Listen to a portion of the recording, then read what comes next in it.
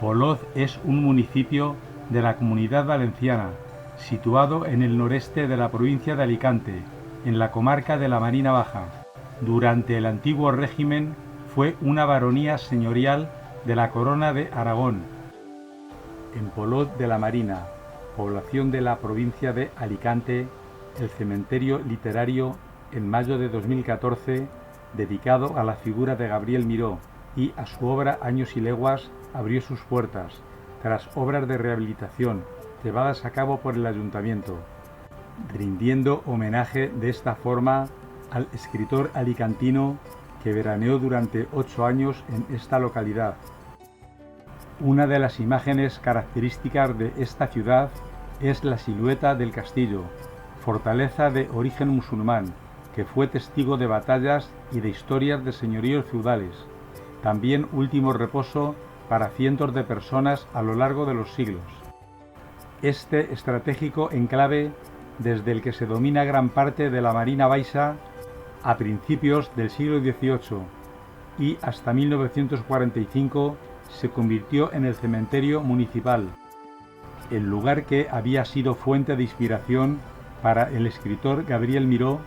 Durante sus estancias en Polot quedó cerrado y abandonado a mediados del siglo XX, motivado por el crecimiento de la población, que tuvo la necesidad de hacer otro de mayor tamaño. El esplendor estético y monumental de tiempos pasados ha sido recobrado cuando el ayuntamiento acometió en el año 2013 su restauración, acondicionando el entorno para poder ser visitado y recreándolo según la descripción que de él hacía el poeta en su libro de relatos Años y leguas. El viejo camposanto, en unos pocos años, se ha convertido en uno de los grandes reclamos patrimoniales y turísticos de la ciudad, como son el casco histórico en su conjunto o la Fuente de los Chorros. Con esta iniciativa se puede conocer más estrechamente la relación entre la localidad y el poeta, de manera complementaria a la casa museo que se ha habilitado en el centro de la población. Cuando Gabriel Miró, en 1921, conoció este cementerio tras su primera toma de contacto con la ciudad, el recinto era muy pequeño, adaptado a las limitaciones que imponía el espacio, tumbas en tierra, ocupando casi hasta el último rincón disponible, unas pocas hileras de nichos, de no más de 4 alturas, y 3 panteones que destacaban del conjunto. Todo esto en torno a los restos de la torre del homenaje en el castillo. Desde un principio, el escritor lo definió como un huerto de cruces, donde siglos antes ya se habían producido otros avatares, como fue la presencia de Rodrigo Díaz de Vivar, el Cid Campeador, a finales del siglo XI, o la matanza de cientos de moriscos que acababan de convertirse al cristianismo durante la Guerra de las Germanías, en el verano de 1521. Las fotografías del escritor, instaladas en el pórtico de entrada al recinto, recuerdan cómo el antiguo camposanto le sirvió de inspiración para varias de sus obras. Son muy significativos y de gran interés los paneles explicativos colocados en puntos concretos, que se recogen en Años y leguas, quedando el espacio tal cual como Gabriel Miró lo plasmó en su libro. Al tiempo se han recreado algunas sepulturas a las que Miró hacía referencia en ese libro, y rehabilitado los panteones y las estructuras de nichos.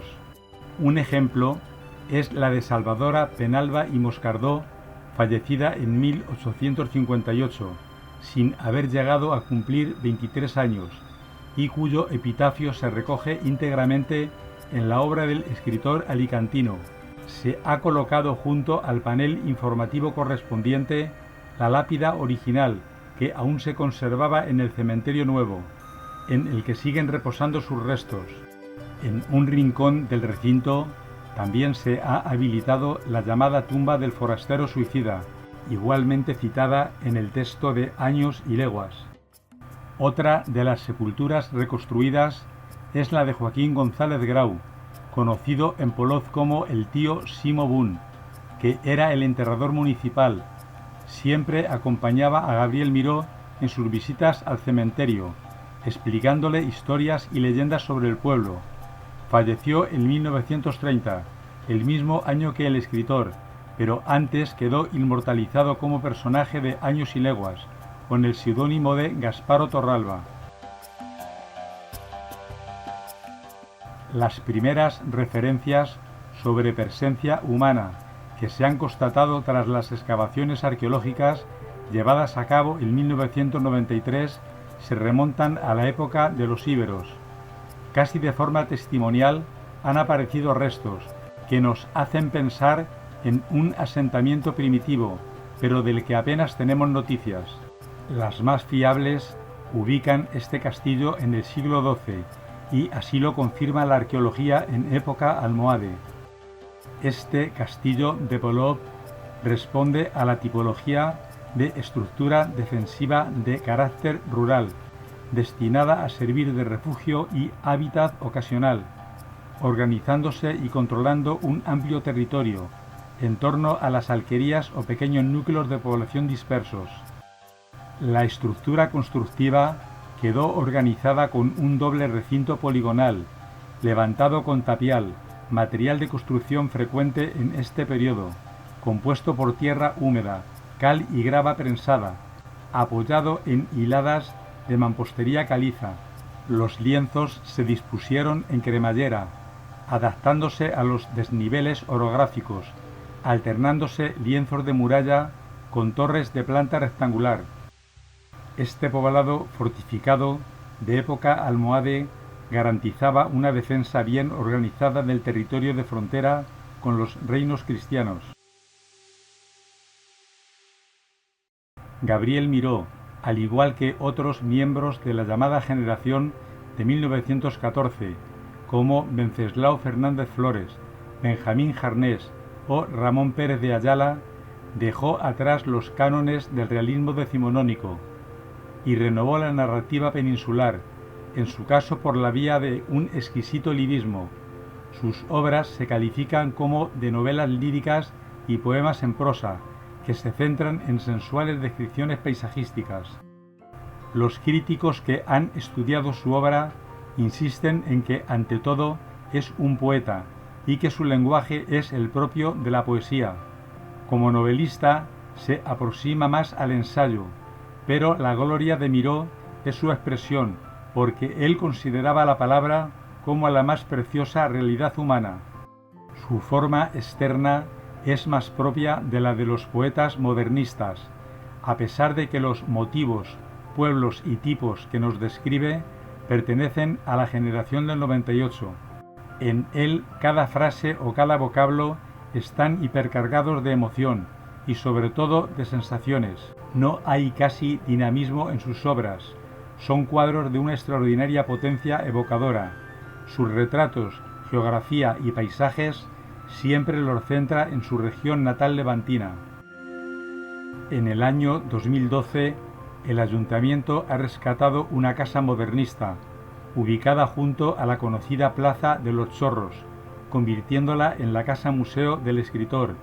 Se edificó en el año 1911 y estaba bautizada como Villa Pepita.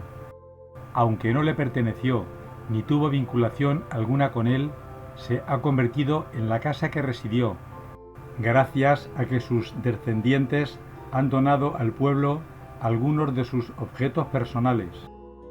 El museo consta de 2 plantas, en las que se muestran distintas fotografías, objetos personales, cuadros y parte de la biblioteca del genial autor.